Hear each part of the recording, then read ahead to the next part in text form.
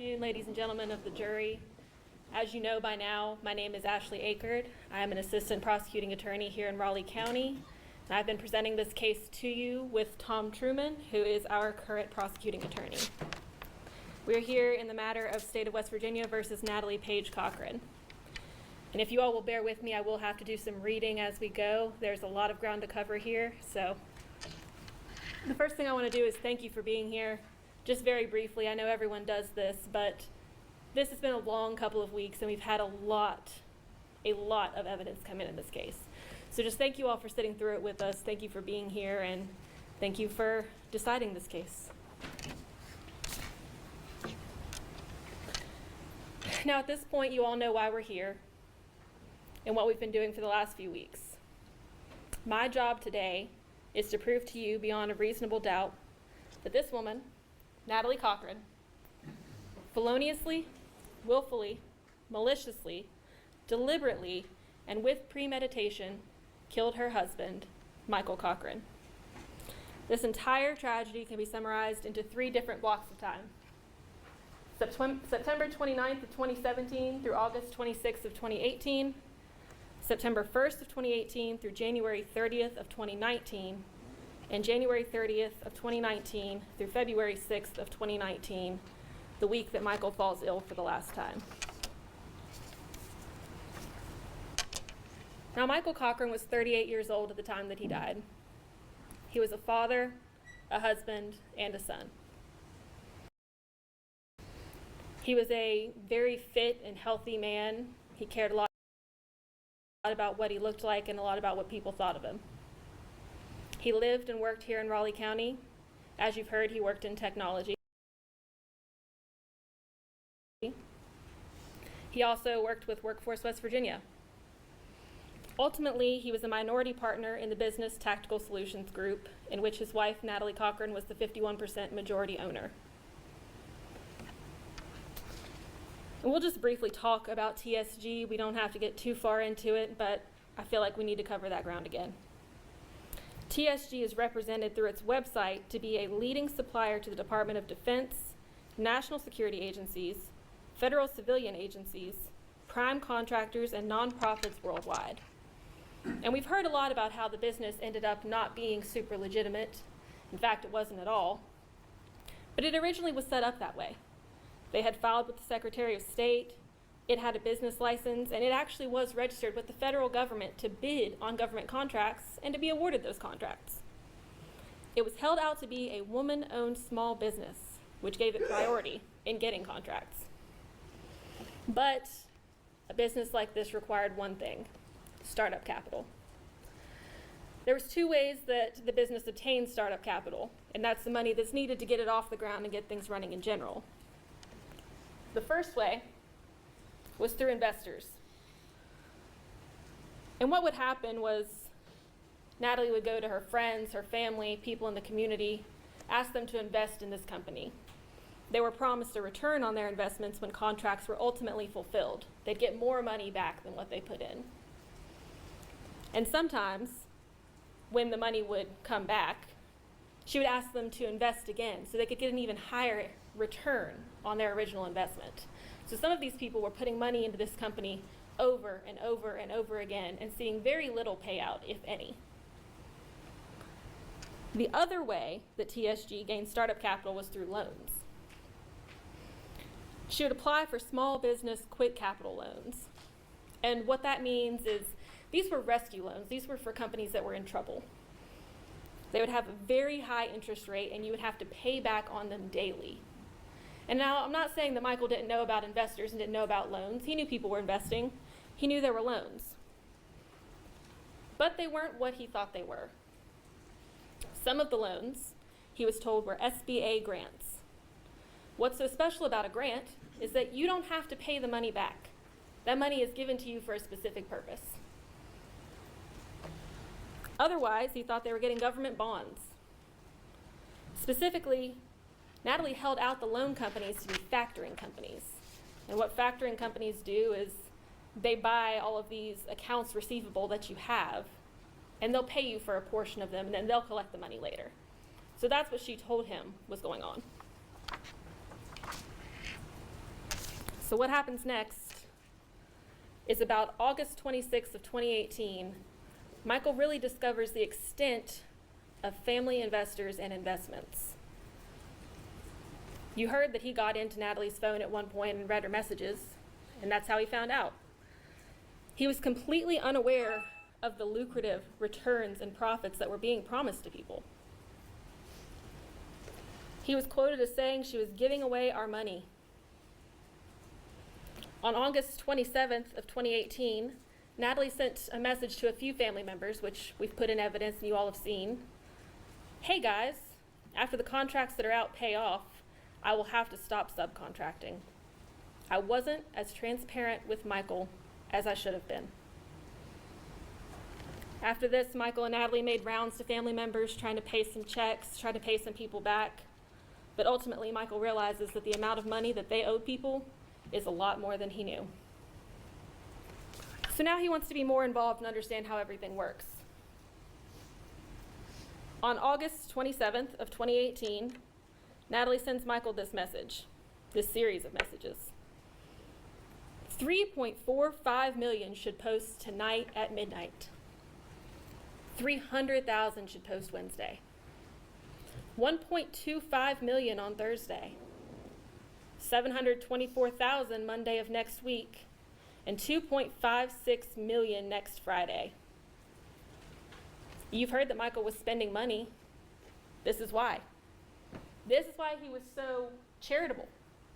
You heard that he donated a weight room to a middle school.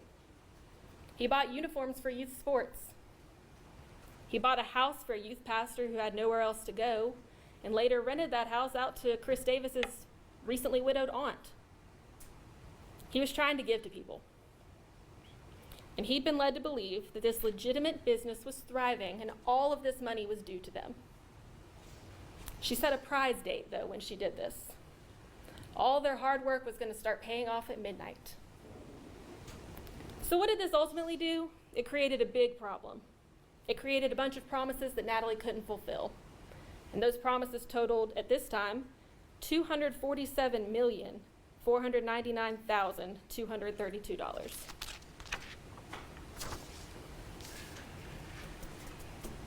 So in our next time frame, Natalie starts to claim that the government is conducting an audit of TSG. And she uses this as a reason that they can't pay money to investors, a reason they can't get contracts, they can't get paid on outstanding contracts, and the reason that they're not seeing any returns. So she solicits 2 more investors. One of those was Chris Davis, who told you about that. She obtains 3 more rescue loans. On October 25th, Natalie tells Michael the audit is complete. We're going to have our money October 29th.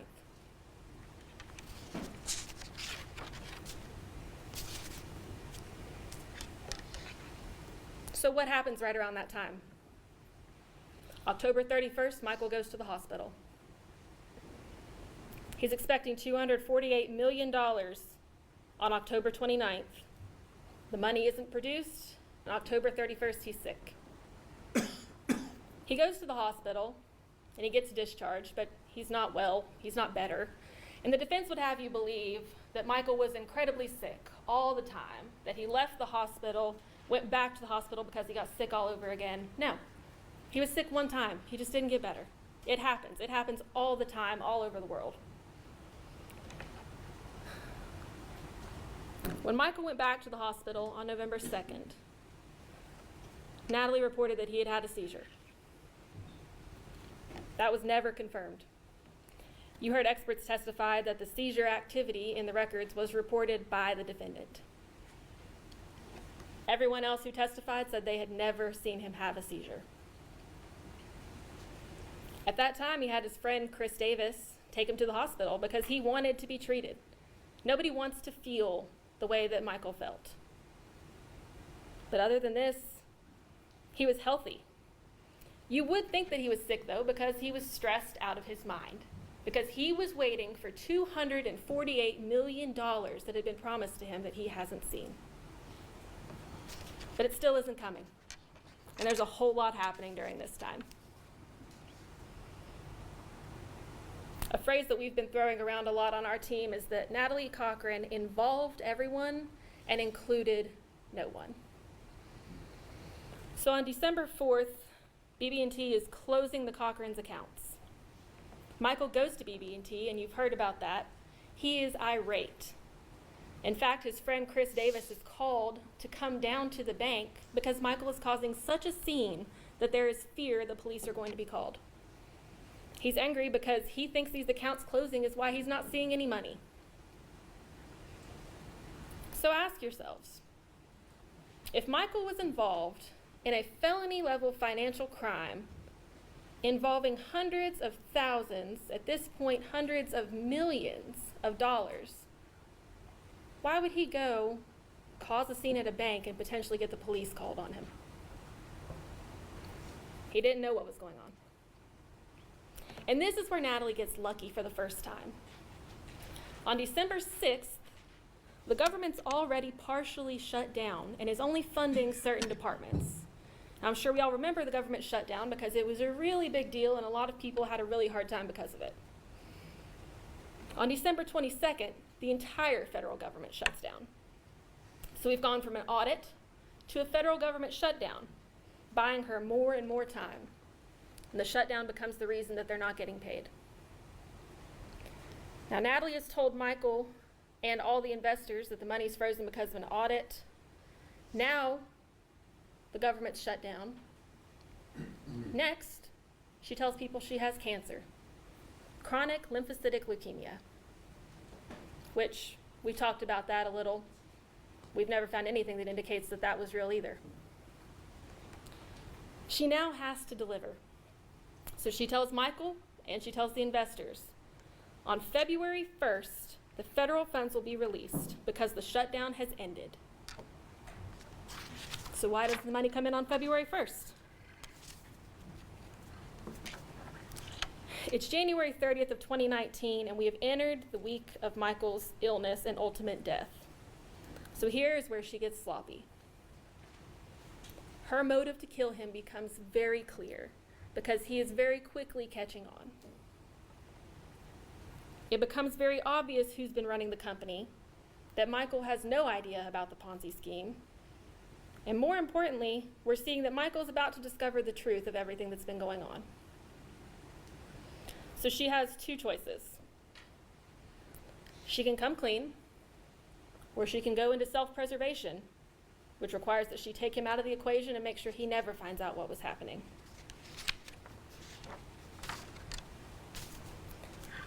January 31st of 2019. Natalie says, I'm on the phone with Bank of America. Michael says, are we 1,000%?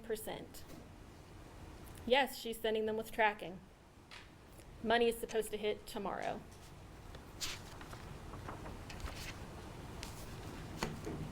February 1st of 2019, the fund release date told to investors and told to Michael, no funds hit any accounts. This was a Friday, so Michael knows at this point Monday is the next day he can do anything.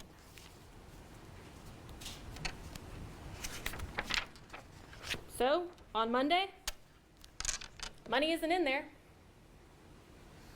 More excuses. Michael is getting increasingly concerned. Later that same day, she says that she spoke with the wire department. All of this money is about to come through. 4.8 million in the morning, 23.8 tomorrow sometime. Michael says, shit, can't do anything today.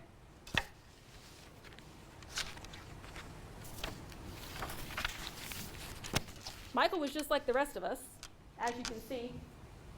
Doesn't make any sense. I certainly don't think it makes any sense, ladies and gentlemen. And that's because nothing he was told was true. So let's get into Michael's murder. February 4th of 2019, Natalie sends Michael a text message. I'm at the pharmacy. Need anything? Now, if you'll recall from Dr. Halsey's testimony yesterday, on February 4th of 2019, Natalie was picking up her prescription for Xanax. which Dr. Halsey also testified is a benzodiazepine. Michael is allergic to benzodiazepines, as you've all heard. On February 5th of 2019, Natalie goes to Access Health and sees Dr. Halsey with flu-like symptoms. She says she's vomiting, she reports a fever. She's negative for the flu and strep. She got a steroid shot and labs that day. Now you'll note that this is the doctor who, she said, put her on such a high dose of steroids. That was her words, high dose of steroids.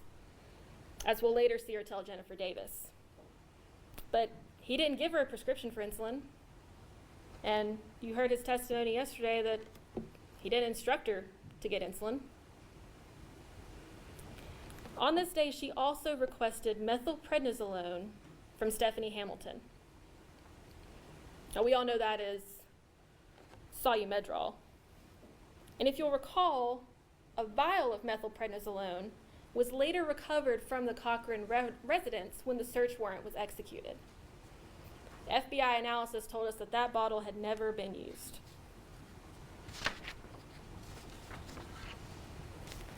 The same day,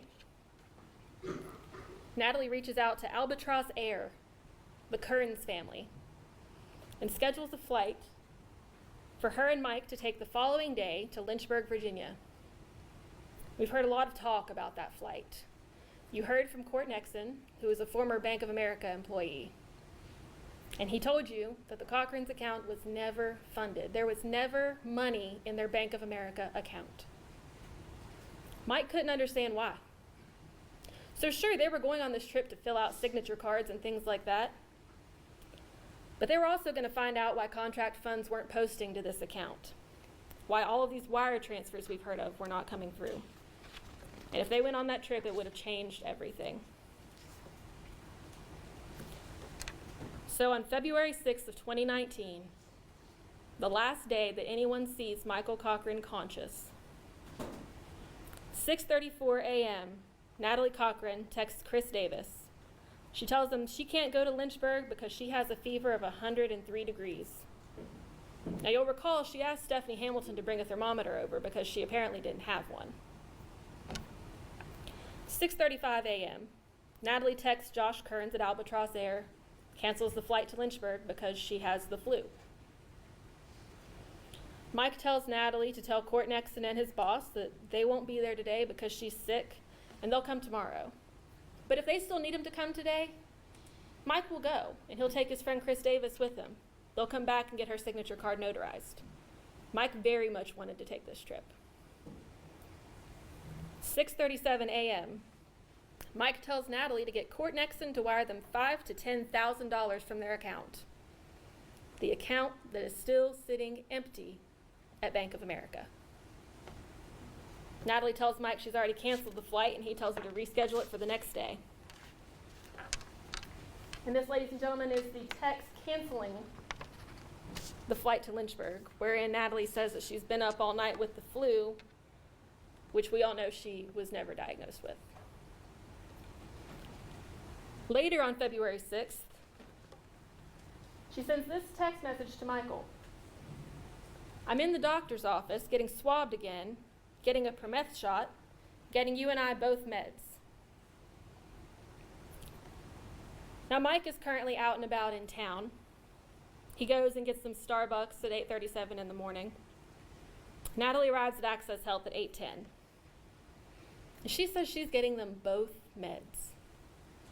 Now you heard Dr. Halsey testify yesterday. He didn't see Michael that day, and he did not prescribe anything for Michael that day. In fact, the only medications that Natalie was prescribed that day were promethazine tablets. Promethazine, which Michael is critically allergic to. So what did she tell him that she got him? And isn't it interesting that Natalie Chochrane runs straight to the doctor at the first sign of trouble, frequently, but let Michael Chochrane lay on the couch for 6 hours, unconscious. And let's ask ourselves how Michael was feeling around this time. Well, you remember Jason Bowen telling you he quote, felt like he was being poisoned.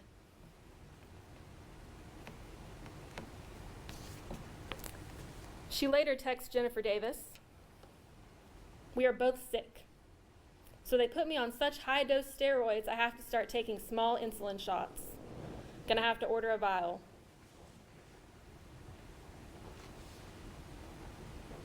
Again, there's no records that support any of this. There's nothing that indicates that she needed insulin for any reason at all. And if Mike was really keeping insulin in the house for his bodybuilding that everyone keeps talking about, why couldn't she use that? Why would she need to get it somewhere else? And I'll also add, the last text between Michael and Natalie Chochrane is at 8:51 a.m. on February 6th. Following that was a 15-second call at 8:52 a.m. And this is the last time we know of that they spoke with each other. Later on, as we all know, Jennifer Davis offers up a vial of insulin because she's a good friend. She's worried about Natalie. She thinks her friend has cancer. She thinks that she's dying. She's doing everything she can to help. So she offers up her own son's vial of insulin. Natalie sends another text to Jennifer Davis. "Mike's sick today too. He didn't get anything prescribed for him. He didn't go to the doctor. All that we've heard is that he laid on the couch for a couple hours."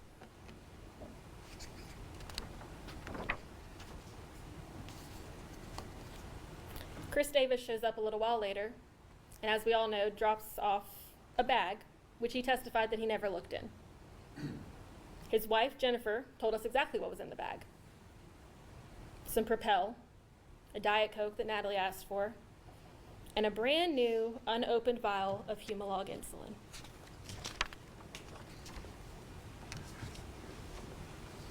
Jennifer says, "You're welcome, but that's nothing. I sure wish I could do more for you." And Natalie's words are, "That was perfect." And I bet it was.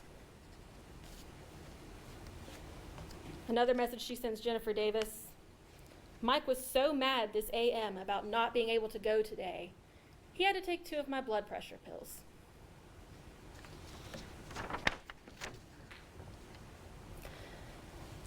Now, the last documented communications from Mike's phone, 11:15 a.m., John Hamilton told you he called and didn't get Mike. He leaves a voicemail message. 1:39 p.m., which you heard testimony today, we believe Michael was unconscious at that time. A text goes from Michael's phone to Matt McCormick. "Should be good, buddy. I'm available all weekend too. Whatever works best."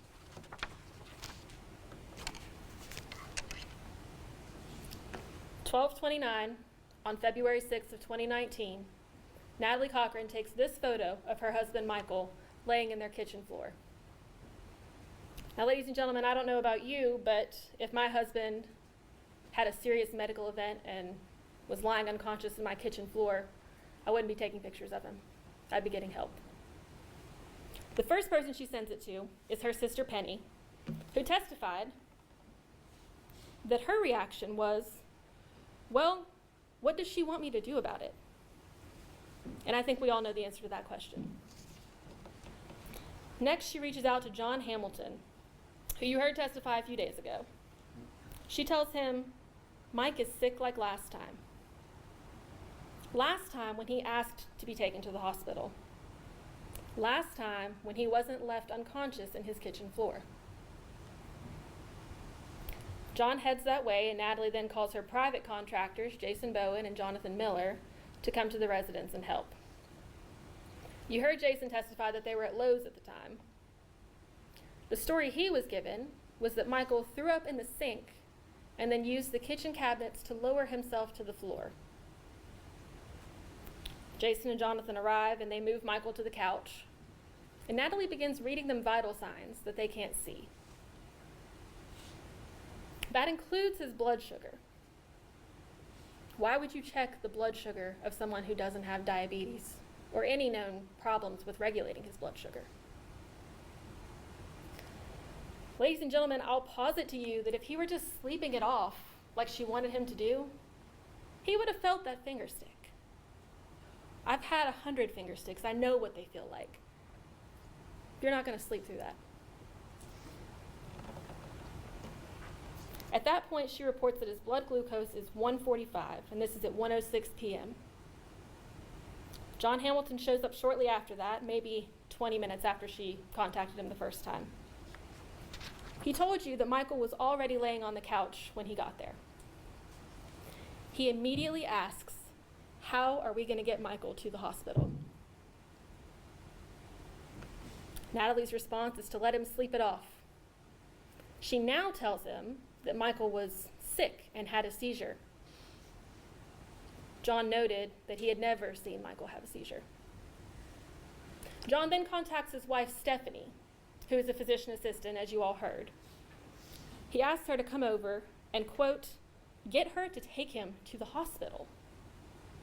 So Stephanie arrives a little later and takes Michael's temperature.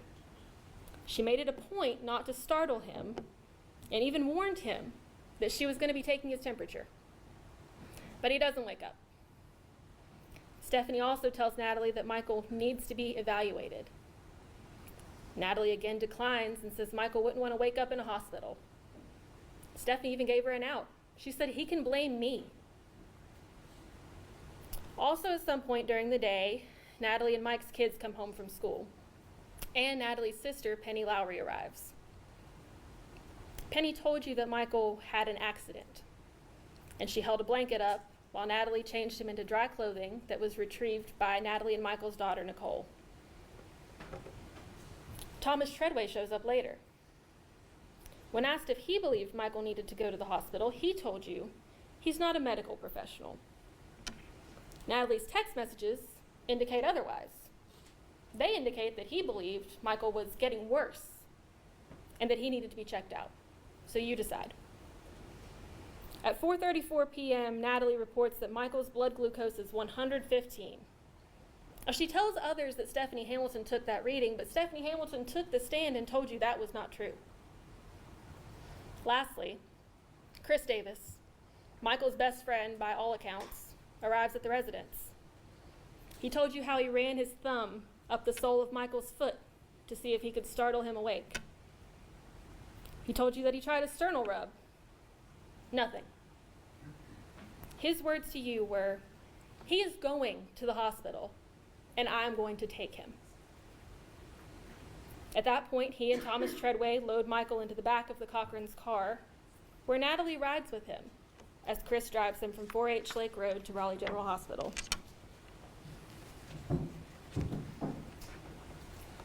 When Michael arrives at Raleigh General Hospital, his blood glucose was 21. That's a far cry from 145 and 115. Seemingly, it's plummeted out of nowhere. You heard from Dr. Uribe and Dr. Krieger. The only reasonable explanation is exogenous insulin administration. And ladies and gentlemen, the defense has posited to you that if Natalie Chochrane injected Michael with insulin, oops, dropped the needle. Here's the good news, I brought it back up. He would have felt it.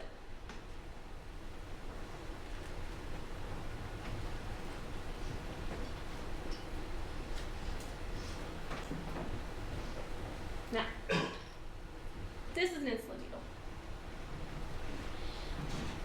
Yeah, I'm going to object to this demonstration. This is bringing outside the evidence before the jury. This is a demonstrative exhibit, Your Honor. Overall, it is a demonstrative exhibit used in closing arguments. Members of the jury, you are the judges of the evidence. This is a demonstrative exhibit. I want you to rely upon your recollections and your memories of what the evidence has been in making your decision. There's a certain rough and tumble that we allow and some latitude in terms of closing remarks. I'm going to, as I say, overrule the objection and permit counsel to proceed. Thank you, Your Honor. Ladies and gentlemen, I want you to see the size of an insulin needle.